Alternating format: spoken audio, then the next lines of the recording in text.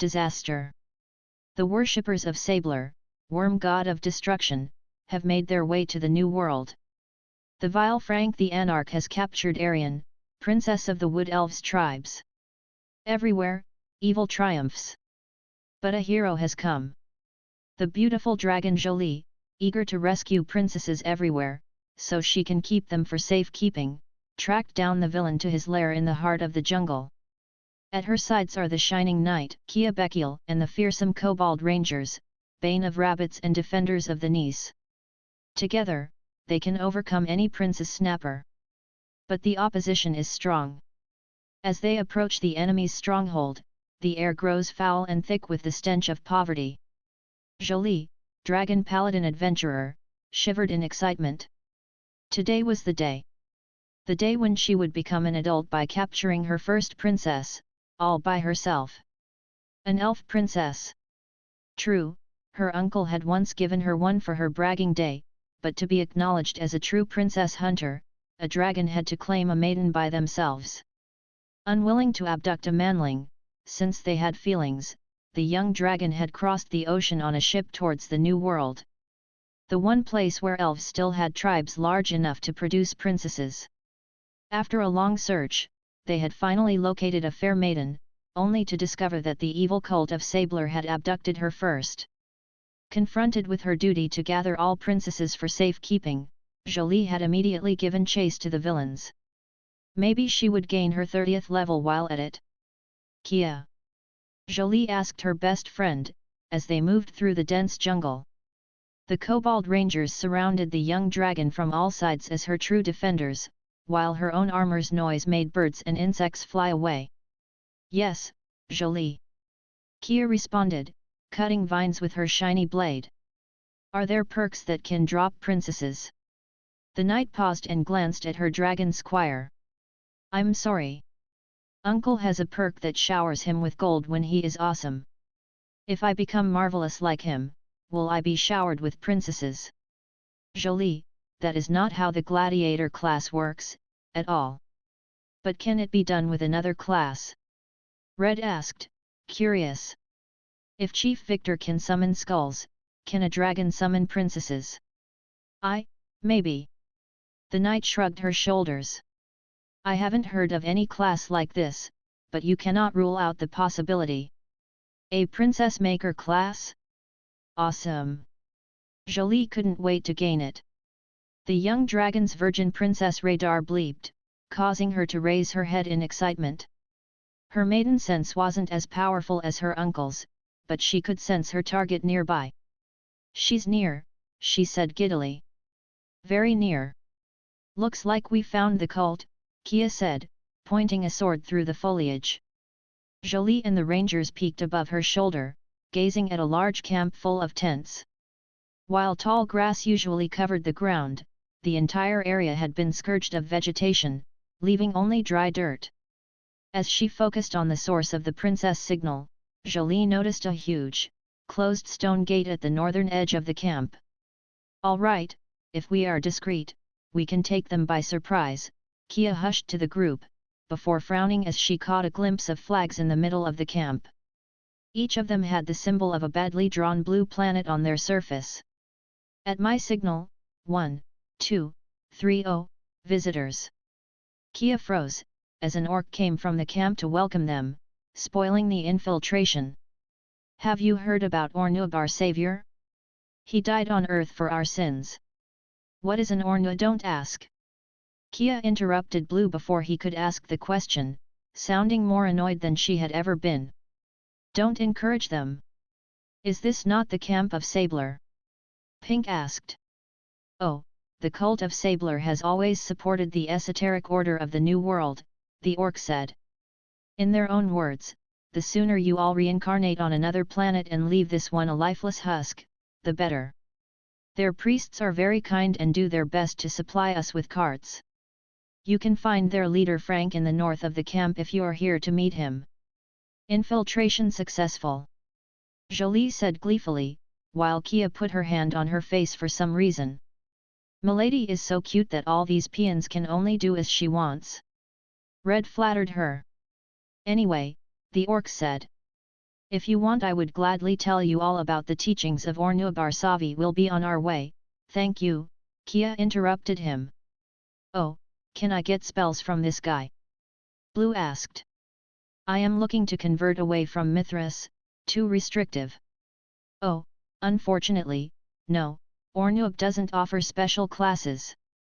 But, if you donate to the True Church, they can show you the path to Japan, where everyone is a school next.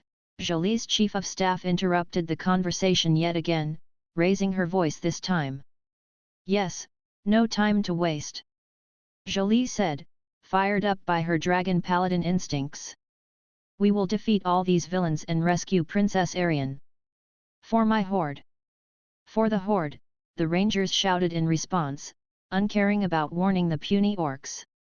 Jolie, we cannot keep an elf hostage, Kia protested, unable to understand the tenets of Catletarianism. The orc looked at them as if they were mad and then departed without a word. They're almost extinct. But Kia, it is fine to keep elf princesses. Elves do not have souls. Jolie, we already had this discussion. Elves may be vegetarian, that doesn't make them cows. But that is what the elder Wyrm said when it created the world. Jolie protested. It made grass to feed cows. Hence anyone who only eats grass is cattle.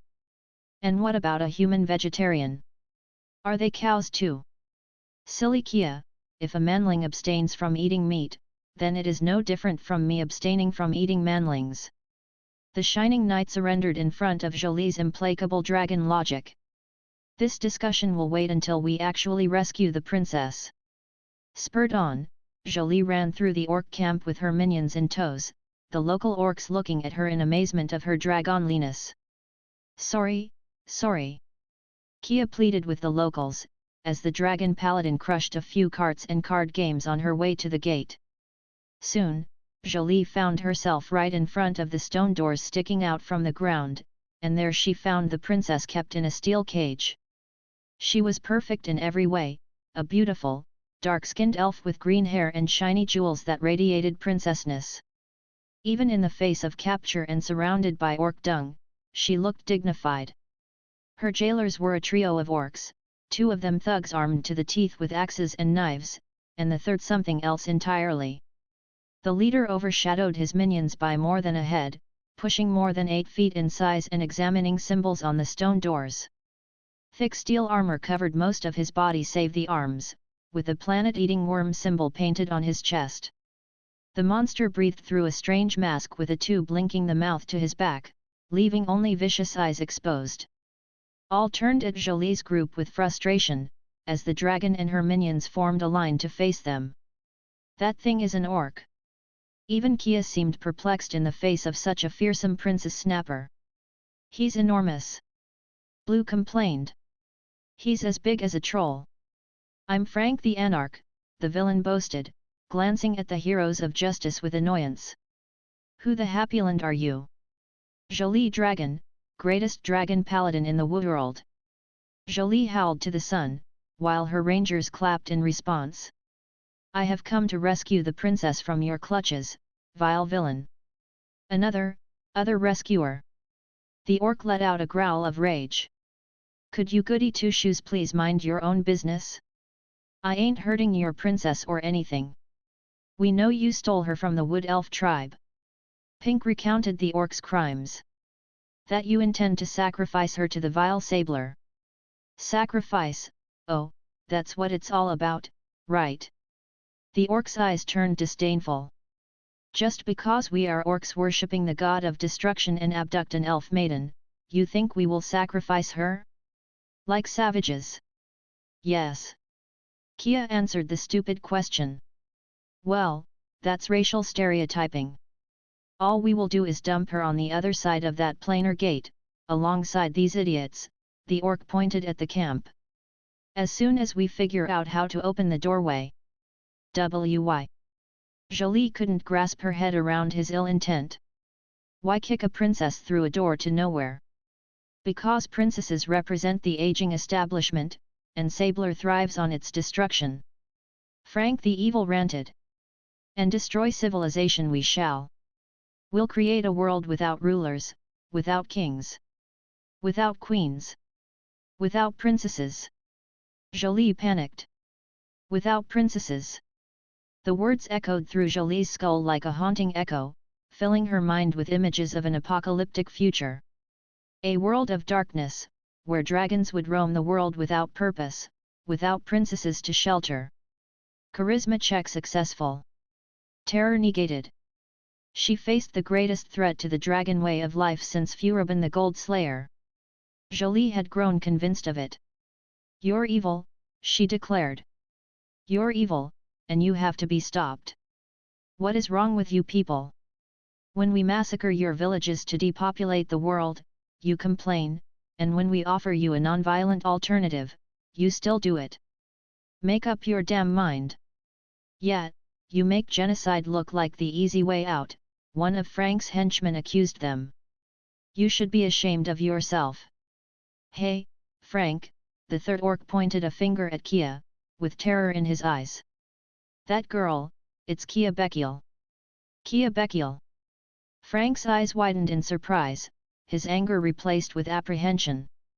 The Shining Knight? The woman who killed Balor. And I am her squire. Jolie said proudly. Oh, the villain noted, intimidated in the face of true justice. Well, ain't that a big problem? I only see one solution to it. The secret technique, one of the henchmen asked, dumbfounded. But we never used it before. It's un-Orcish. There is a first time for everything. Frank adopted a menacing stance. Prepare yourself, men. Minions, to me. Jolie called, the rangers and Kia brandishing their weapons, ready to lay down their lives for the greater good. And then, it happened. Frank and his henchmen turned around, towards the jungle, and ran. They ran, perhaps having summoned a powerful beast right behind the heroes, or sprung a trap. Yet Jolie could not sense anything extraordinary.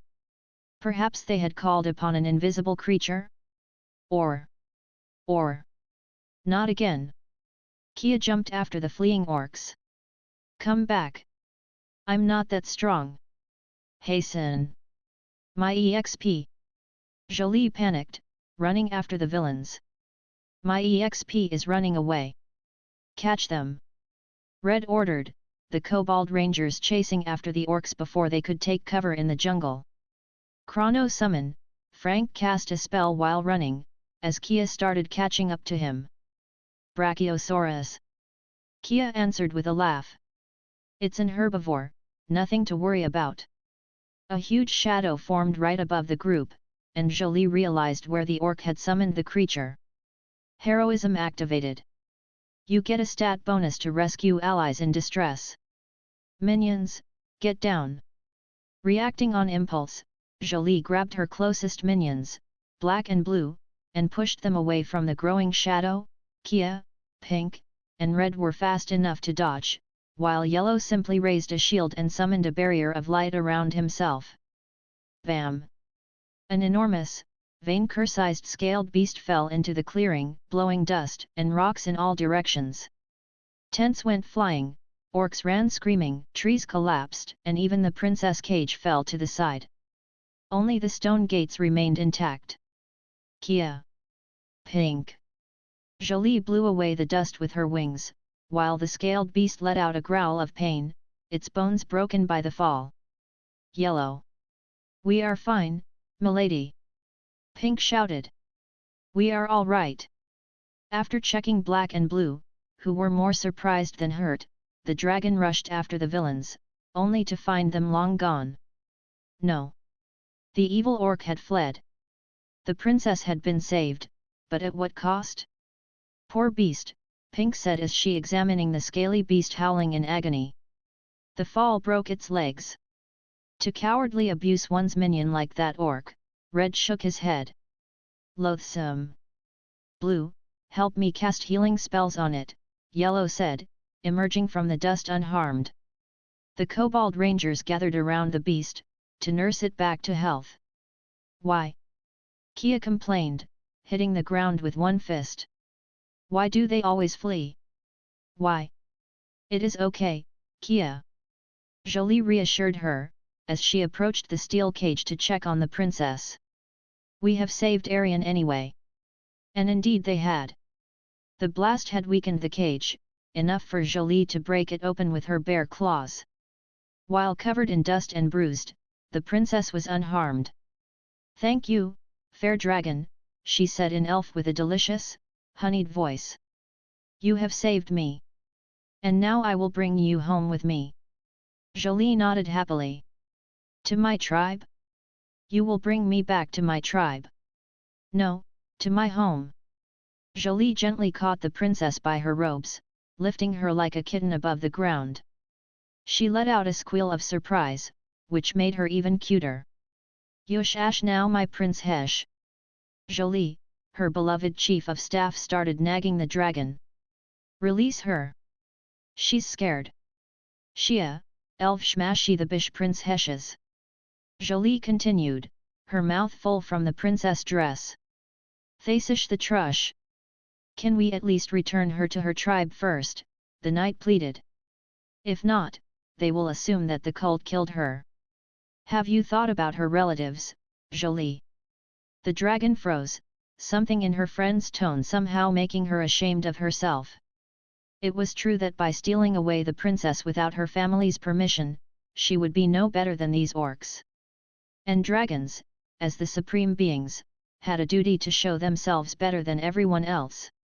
I'm sorry, Jolie apologized, putting the princess back on the ground and releasing her. I should make you happy to become part of my horde, instead of abducting you as those orcs did. We will bring you to your family first, I promise. The princess was too shy to answer, and so simply nodded. Kia gave the maiden a pat on the shoulders, whispered a few words in Elven to her ear, and calmed her. I still wonder where that gate leads though, the knight said, glancing at the stone gates. If Sabler worshippers wanted access to it, there can be nothing good on the other side. Oh, maybe it leads to fairyland. Jolie replied, before examining runes on the door, there lies the first gate to the elemental plane of earth. Never heard of it. You know how to read this language. Uncle Genialissime taught me the tongue of the farmers, so I could insult them in their own language. Jolie boasted, they made doors like this one everywhere since dragons created the world, you know. Her chief of staff looked at her with her big eyes, amazed by her friend's knowledge. The dragon felt so proud. Silly Kia, do you not know how dragons created the world? The knight's lack of answer started to worry Jolie, while the kobold rangers tended to the scaled beast's wounds out of the goodness of their heart. You do not. I heard conflicting stories, she admitted. Conflicting stories? From the fairies? No wonder she had such confusing ideas about elves and cows. The dragon couldn't let that stand, and so decided to open her friend's mind to the truth, the dragon truth.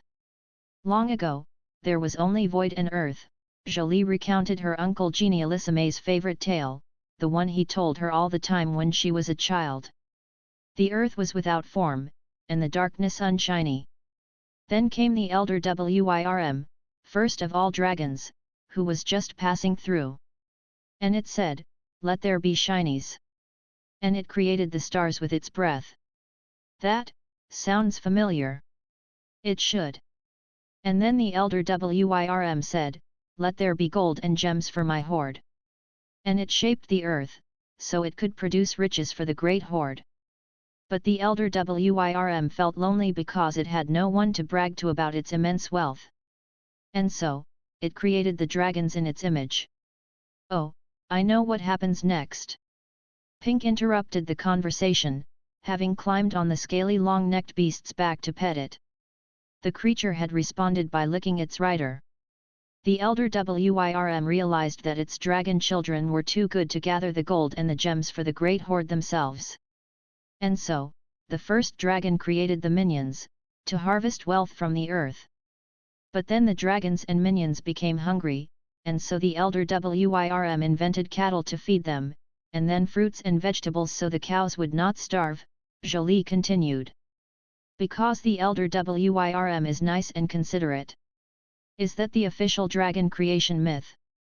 Kia asked, Jolie nodding furiously, then she added, with a very strange tone. That explains a lot of things. After having bragged to its children for 7 days, the elder Wyrm said, this whole world is your hoard now, my sons and daughters. Be fruitful and multiply, and breed minions to make hoards of your own. For one day I will return, and you will all brag about your wealth to me. And then it departed to add new sons to its piggy bank. That's an interesting tale, Jolie, Kia smiled. But what does it have to do with the gate? I'm getting to it. Jolie said, having grown engrossed by the sound of her own voice. Dragons and minions lived in harmony, until the farmers attacked. They rose from below the earth, looked upon the land the elder Wyrm made, and said, this is our hoard now. We created it. Then they built doors, to capture manlings, elves and dwarves minions through them. Wait, the farmers created planar doorways. The plot twist had taken her chief of staff aback. To where? The elemental planes. From far, far away, but that's not important, Jolie brushed her questions away. The dragons said this is not your hoard, we made the world first. But the fairies kept lying, so Grandrake stole one of their princesses. And that is how fairies and dragons went to war. Her chief of staff glanced at Jolie's princess, then at the gate. Could it be, she trailed, a thought on her mind. Intelligence check successful. But Jolie finished it for her. Oh, Kia, I understand. I understand what you are thinking. You do. The knight grinned at her best friend. You think it is possible? Yes. If the planet Moon cannot sustain dragon life, we can go to other worlds instead. I am sure they are full of treasures and princesses. Kia's smile stopped reaching her ears, the strain of the emotions too strong for her. And so, Jolie Dragon, most beautiful and only niece of the good Emperor Vainqueur, captured her first princess, becoming an adult in the eyes of dragons and minions alike. Princess Arian was brought back to her tribe, who kindly gifted her to the Dragon of Justice. For they knew the vile Frank remained afoot, and that Arian would only be safe as part of a dragon's hoard. With the reveal of the gate, the promise of new worlds encouraged the niece to reach for new heights in her quest for wealth. For her heart is pure, and her hoard golden. Yet, sometimes, I, Pink Ranger, glimpse at Kia the Shining giving strange, morose looks at those doors. For she had glimpsed at the trials beyond. But fear not, for in the end, dragons will always prevail.